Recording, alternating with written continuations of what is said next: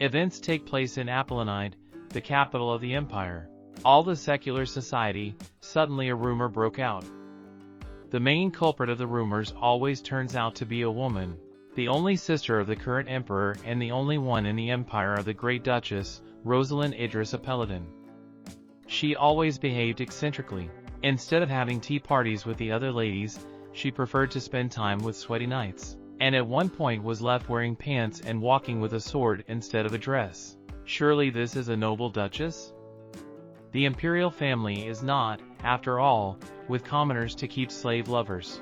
The princess's birthday is approaching, so there will be a ball at the imperial palace, said the duchess's brother. The Grand Duchess herself, who is not easy to see, will be there, and so the day of the ball has come.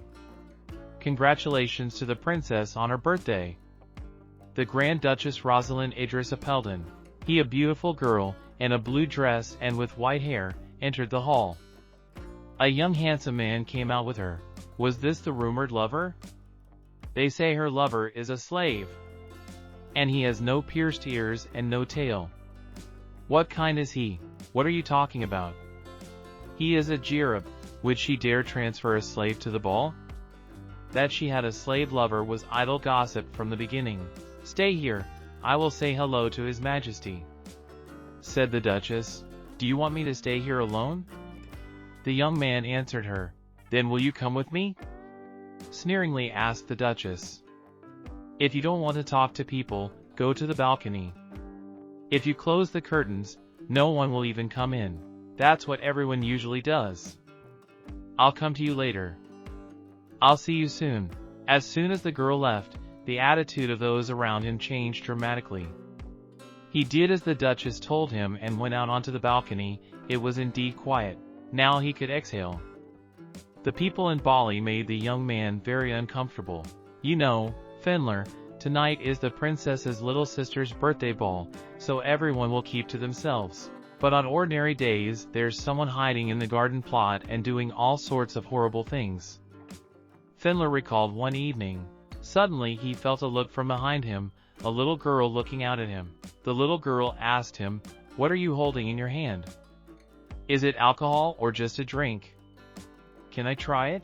"No, drink something else," the young man answered her. But the girl was persistent and asked again, "Are you sure you can't?" "All right. Try it," and Fenrir gave her his glass. As the girl took one sip, a maid came running out of the hall. "Your Highness, how can you drink what some stranger gave you? If you are thirsty, just tell me. I thought this drink was different because it is drunk by a prince who came from a distant country." Fenrir was surprised to be mistaken for a prince. The guests in the hall heard what the girl said and also thought he was a prince who had come from a distant country. At this time the Duchess had already come to the young man. "Well, is she nice?" "I mean my niece Melody. She called me prince." "Yes, I know. It's just that everyone was asking who you were. I said you were a prince who escaped from a distant land because you were falsely accused, while there was a struggle for the throne. That's how Prince Fenrir got to our empire to escape his pursuers. You're going to kill your uncle, stage a rebellion, and regain the throne. And I, for the sake of justice, help the prince and plan to participate in the war as an ally. If my identity is revealed, the interference of the empire will be known, so I will fight in disguise. And when did you have time to make all this up? Don't worry, darling. My niece is pretty bright. She won't believe you're a real prince. She just likes to fantasize. If she finds out I'm a slave, she won't like it. Melody is like me in character. I don't think she'd be uncomfortable. Besides, you weren't originally a slave." After these words, Rosalyn kissed the young man and everyone in the hall watched it with their mouths open. Surely they were all jealous of her. "Since I said hello to the emperor, my business here is over. Let's go home." Already at night, in her room, Rosalyn went to bed, together with Fenrir. In the capital of the empire, there is a place called the Green Estate. It looks like an ancient castle from fairy tales, and towers majestically against the green forest. This estate has the richest history among all the mansions and the imperial family. People often stayed in it, but no one lived here all their lives. This place has long belonged only to the emperor. There have been no other masters, and the manor. Except for one person, Rosalyn Idris Apelden. Your Highness, what's wrong? Just a headache. Perhaps I haven't slept well. I've had a headache since early this morning. Duchess Rosalyn. Your Highness, my Lady Elon requests your audience. A servant tells her. My Lady Elon? Yes, she said she had something to tell you. However, I didn't think she'd announce her visit on the same day. Show her into the drawing room. I'll be with you in a moment. When Rosalyn entered the room, her niece jumped into her arms. It's been a long time, Elon. You look well. Rosa! Accept my present quickly. It was some kind of iron box. A box? This gift is quite impressive, said Rosalyn. As soon as I saw it at the auction I thought of you, Rosa, so I named a high price and won. I didn't wrap it, but it's what's inside that counts. Open it! Elon shouted. If he's well cared for he'll live up to his price. When the servants opened the cage, Rosalyn saw a slave. I happened to see it at an auction and immediately remembered that you don't have a slave in your house. A slave is quite a useful thing.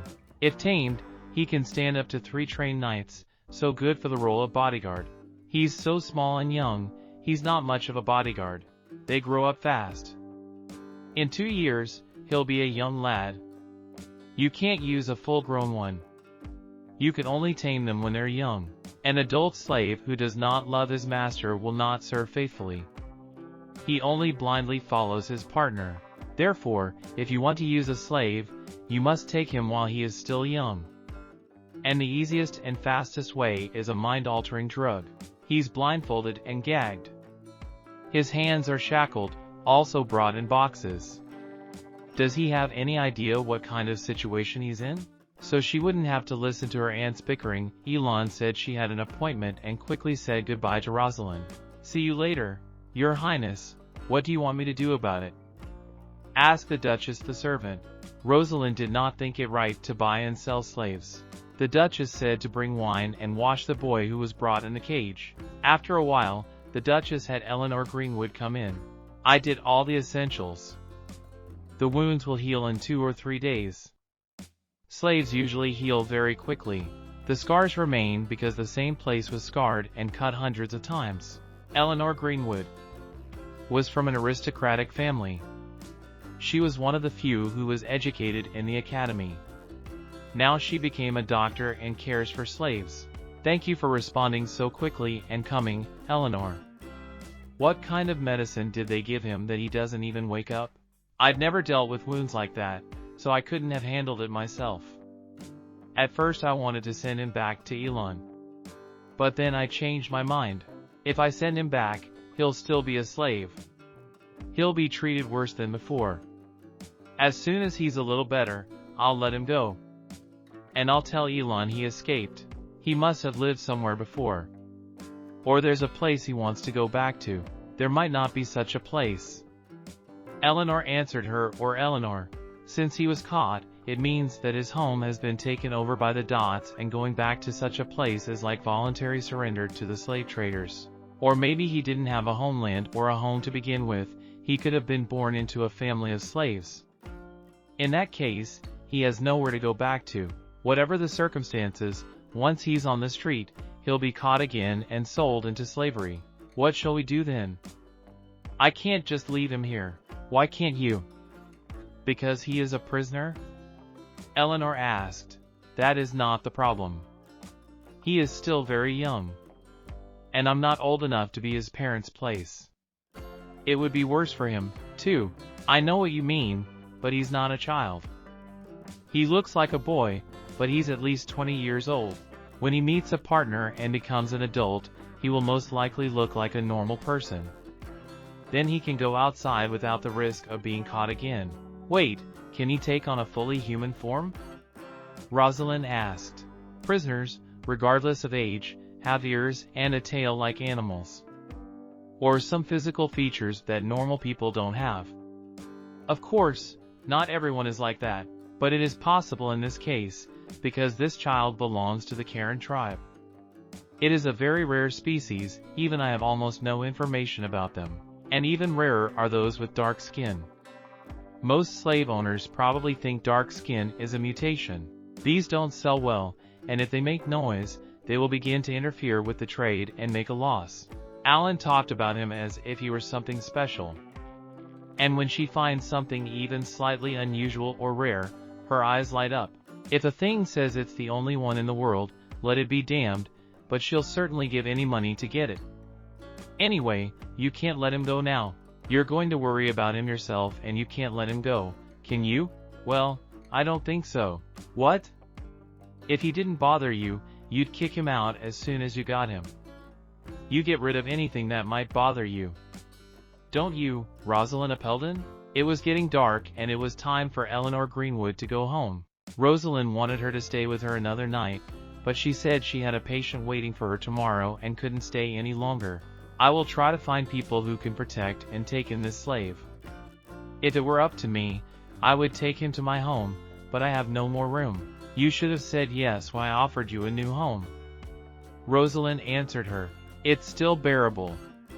Still, ask me again in 6 months. As soon as the boy wakes up, call me and I'll come right away. Eleanor went to her home, and the Duchess went up to the boy's room. It was a new day at the manor. He was lying there with no strength. I thought he couldn't even move. He just flies. What happened? They told me he was awake and I rushed over before I'd even finished my meal. I brought him some broth, just like Miss Eleanor suggested. He gritted his teeth as soon as I approached, and he didn't even look at the food. Have you tried talking to him? He's not a year-old baby, he can probably talk. Rosalyn asked. You see, I'm not sure he can talk. Every time you say something to him, he just starts grinning. Come downstairs. Strictly said the Duchess, listening carefully. I'm not the type to give second chances. Well, considering what you've had to endure, I'll give you another chance. They weren't trying to hurt you, they just wanted to give you food. I may be the mistress here, but I'm not going to keep you as a slave. And besides, I was the one who called the doctor to heal your wounds. If you want, I'm willing to let you go, on the condition that you come down and apologize to everyone. Everyone present looked at the boy, and to their surprise, he cried and lay down with his back to them. What horrible manners! Get this place in order. Keep up the daily cleaning. In return, give him no food or water. The Duchess commands it. How long do you have to do that? Until he asks for it. Do not feed him under any circumstances. No one dared disobey the Duchess's order and everyone agreed. Thus began a little war. Or was he too stubborn by nature? Or, all at once, this boy tore the curtains the Duchess ordered. Every hour he made a mess of things. Where does he get all this energy? He can't stay in the mansion that way. One day, he broke a flower pot and probably stepped on the shards. He needs treatment. But he won't let anyone in. He broke a window, but there's no way a normal person could have done it. The windows in the mansion are made of high-quality crystal, they even have a magic spell on them. Even a prisoner couldn't handle a window like that easily. If he wanted to escape, he could just open them. Why break them? He must have expended a lot of energy after such a disturbance, but he still hasn't asked for anything. It seems that one of the maids was very worried about him and secretly brought him food. But he scattered everything as usual and only added to their work. I would have to punish the disobedient maid. This time I will close my eyes. Your Majesty, the child is gone. I thought he was hiding somewhere because he is hungry and will be back soon. Apparently, my assumptions were wrong. Not only did he refuse food, but he didn't drink anything for 4 days. As strong as he is, it can't help but affect his body. If a person doesn't drink for 4 days, there will be a health problem. Besides, 4 days is time spent only in the mansion, and if his condition was already bad before that. These words upset the Duchess, and she said, "Can't we just pretend it never happened? I can't take responsibility and defend someone who is used to doing things his own way. Look for him, he must be hiding somewhere in the mansion grounds." The Duchess ordered. I'm sorry to say, we have not been able to find him anywhere. The servants were going to look for him at night as well, Minnie the Duchess said. If he went out into the garden, he will be hard to find at night. But we can't leave him there either. What if he ran away and lost consciousness? We may have to get rid of the corpse. Maybe I overdid it. Maybe. I should have ignored Eleanor's words and let him go straight away, for his sake and for my own. I don't think so. And the Duchess ran off somewhere. Your Highness? What's your hurry? Rosalyn ran into the garden and started looking for the slave, too. And after a while, she saw him lying by the big tree. I knew it! What condition was he in? Our guess was right. He's still breathing, even though he's in serious condition. He must have been thirsty and had gone to the water. He had been in his room all day, so he could only see the park outside the window. So he broke the window and jumped out and ran to find water. You should have drunk the water the maid offered you. Why were you so stubborn? He looks terrible. Why did he hide from those who worried about him and get so far away? Maybe he didn't want to obey people? Or was he unable to trust them in a critical situation? My goals were to educate him, but who knows, maybe it was a matter of survival for him. No rules of etiquette are above life. In parenting, strict manners are necessary when there is no threat to life. In general, I don't give second chances, but a third one. Such an opportunity has fallen only to you, remember that. The Duchess took him in her arms and carried him to the castle. He opened his eyes on the evening of the second day.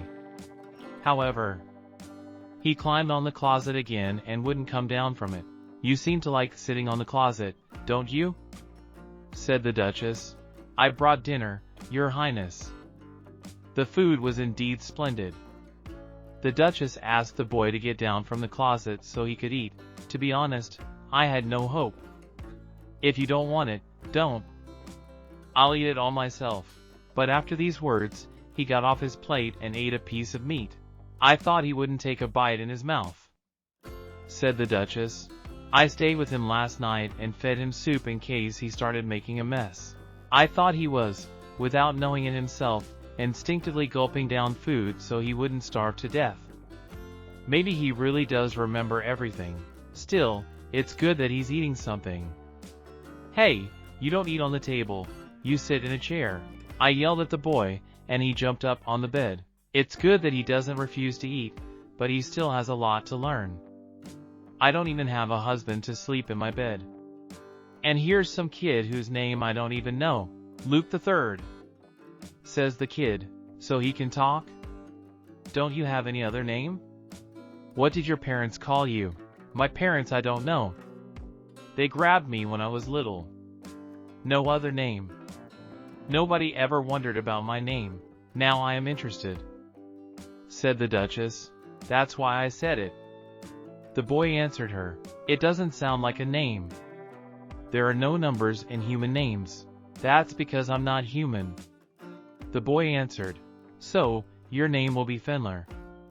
From now on, you're going to live with humans. If you don't like it, make one up. Why did you suddenly decide to tell me your name? It's payment for the bed. It's a very expensive name, you can't even imagine. Do you have any idea how much money went into making this bed? So there's a fee to talk to you? How grateful I am to you. It's the one thing you can't take from me. And so far, no one has been able to make me talk.